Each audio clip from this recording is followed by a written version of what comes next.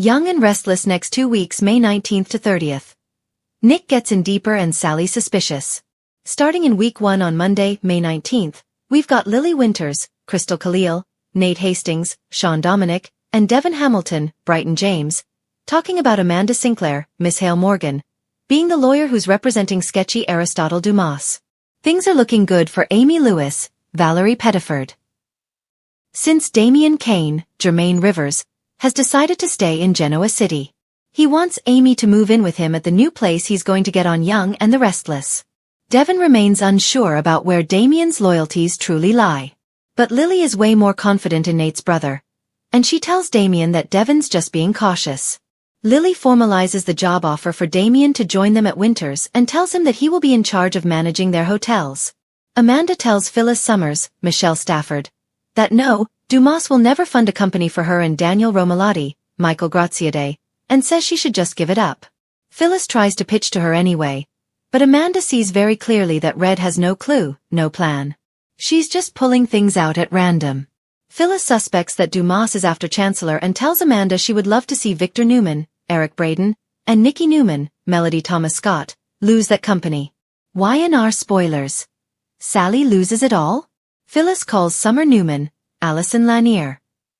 She also phones Nick and says, "Yeah, I'd like to take you up on the offer to support me through this latest spiraling crisis." Sharon Newman, Sharon Case, also gets some FaceTime with Nick next week. He is getting in deeper with both ladies. Sally talks ideas for the Abbott.com launch party, but Billy Abbott, Jason Thompson, is lost in thought. Sally assumes he is stuck on Nick's guilt trip about firing Phyllis. Sally worries that Billy will give Phyllis that job back and Sally will have tossed away her fashion career for nothing. But Billy, Jason Thompson, swears to Sally that won't happen. And Billy run into Amanda, and she reveals to them that she is Dumas' lawyer. Billy still wants that in-person meeting with the guy, and Amanda says she will try to make it happen after she goes. Sally says she thinks Amanda is hiding something. Genoa City intrigue, Kyle Abbott interrogation, Claire's party plans, and Victoria Newman's big move. Tuesday, May 20th, we've got Holden Novak, Nathan Owens, giving Kyle Abbott, Michael Mealer, the third degree about Audra Charles, Zuleika Silver, and their time together. Will Kyle tell him, "We were not in love. We were not even in a relationship. It was a glorified booty call situation, and then it fell apart?" Holden is giving off a creepy vibe these days on Young and the Restless. Meanwhile, Claire brings an idea to Victor Newman, Eric Braeden, but he's skeptical. Claire's idea is probably about the party that she wants to throw for Nikki, but she wants to somehow leverage this event into accepting Kyle, which seems completely unlikely. Victoria makes a big move regarding things between her and Cole. We still don't know what's wrong with him. They stuck him at the GCAC to convalesce so he didn't infect anybody else. That's the last time we saw Cole. This decision Victoria is making could mean bad news for him. Abbott family dynamics, Michael Baldwin and Lauren Fenmore's struggles, and Nikki Newman's romantic surprise. On Wednesday, May 21st, we've got Jack Abbott, Peter Bergman, trying to make Diane Jenkins, Susan Walters, feel more of an Abbott. Billy's reaction to the mansion remodel stung her. Diane feels bad about that. She's hoping the other Abbotts don't hate her changes, and she's still just feeling like an outsider. Michael tries to take Lauren's mind off their problems, Victor, who is the sole source of their problems, but it may not be so easy to do. Nikki is absolutely overjoyed when Victor surprises her with a romantic evening to kick off her birthday festivities, but he's not done. Her birthday is not even until early June. Tensions rise, Audra Charles versus Kyle Abbott, Damien Kane's new path, and Abby Newman's unease. On Thursday, May 22nd, Audra has to defend her actions, and she's going to be in a tense situation with Kyle over at Society. I wonder if he suspects that she is again working with Victor and targeting him. Will he call her out on Young and the Restless? She's been making these cryptic threats. It's really weird. Damien gets a tempting offer and accepts it. Lily may ask Damien to be her date to Nikki's birthday party. Or maybe Lily wants him to join her if she gets to meet Dumas in person since Damien never has. If Dumas is who I think he is, that could be pretty awkward since Lily kind of likes Damien. Abby is really irked at Amanda's arrival in town. Obviously, the return of Devin's ex is an unpleasant reminder of Abby's very bad behavior back when she was with Devin when he was with Amanda.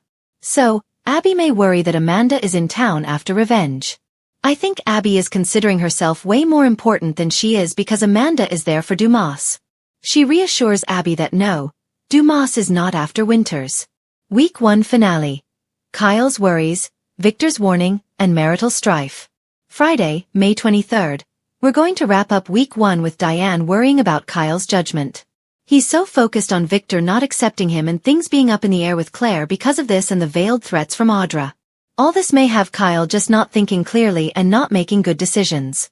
Victor gives Michael a harsh warning. One of those do what I say or else things. Lauren is worried about her marriage.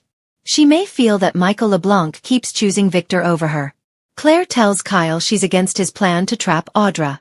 Claire doesn't want Kyle to have anything to do with Audra no matter what on Young and the Restless. Week 2 preview. Dumas arrival, risky business, and exciting returns. Going into the week of May 26th through the 30th, look for more of Carter, Vincent Stalba, who is Dumas' assistant. Carter and Amanda will be fronting for the mysterious Dumas, who arrives in town soon, if he is not already around town and lurking unseen. Michael and Lauren hit a rough patch. Michael is trying to convince her everything's okay, but as long as he's neck deep with Victor, it's not going to happen. Kyle is heading down an increasingly risky path, and he just needs to ignore Victor and do right by Claire. Dumas will be revealed at last very soon. It may be for Nikki's birthday bash.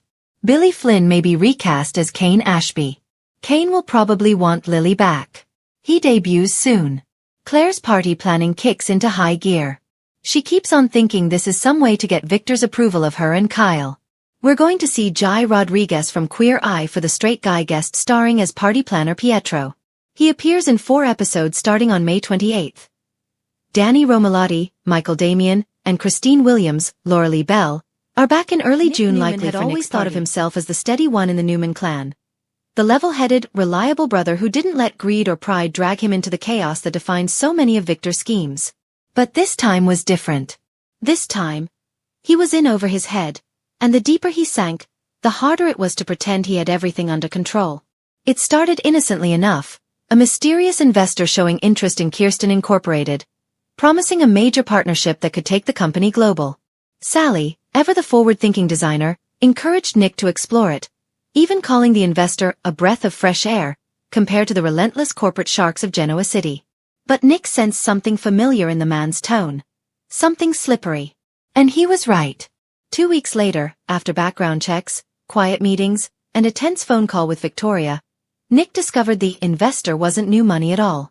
He was directly tied to Ashland Locke's old network, a relic of the schemes that nearly tore the Newman family apart. The last thing Nick wanted was another Locke-adjacent disaster. But he also didn't want to spook Sally. She'd been through enough upheaval, especially regarding Adam. So Nick kept quiet.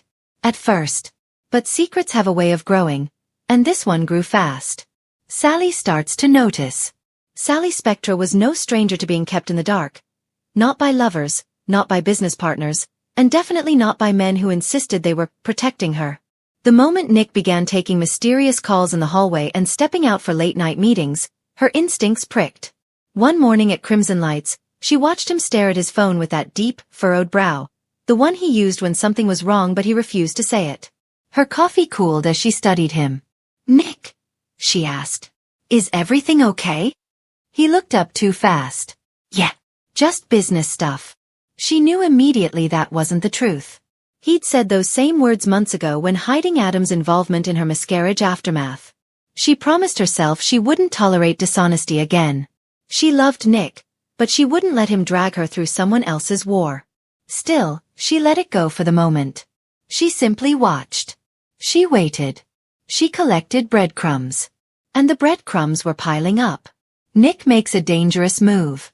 Victor, naturally, wanted answers. When Nick came to the ranch to update him, Victor's tone was ice cold. "You should have come to me sooner," Victor warned.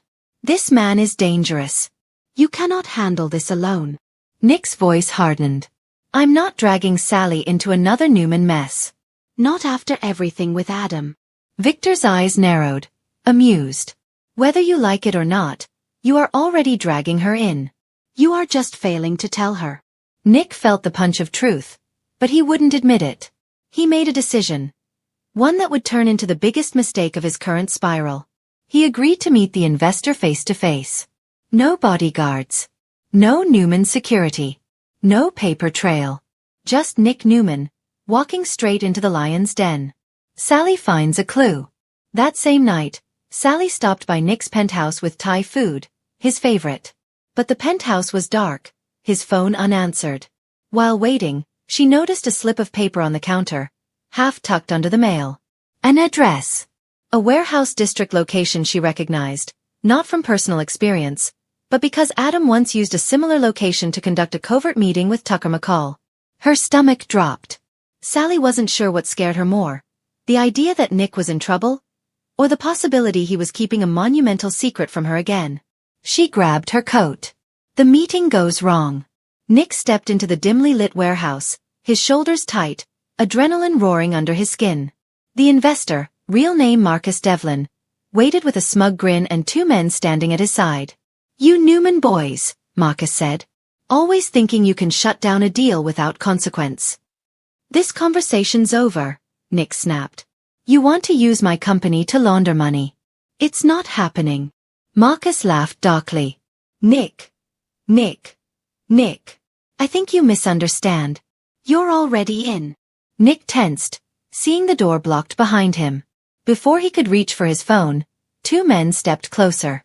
"This could have been a very profitable partnership," Marcus continued. "But since you're not cooperating, I'm afraid we'll need leverage." Nick braced. Sally arrives at the scene. Sally pulled up outside the warehouse, her heart pounding. She didn't know what she expected to find. Maybe Nick pacing, maybe a business confrontation. But when she heard shouting inside, she froze. Then she heard Nick's voice. She didn't hesitate. She rushed inside through a side entrance. What she saw next jolted her with fear. Nick standing against three men, fists clenched, one man grabbing him by the shoulder. "Hey!" Sally shouted. "Let him go." Marcus turned surprised and furious. Well. Looks like the girlfriend decided to join the party. Nick's eyes widened with panic. "Sally!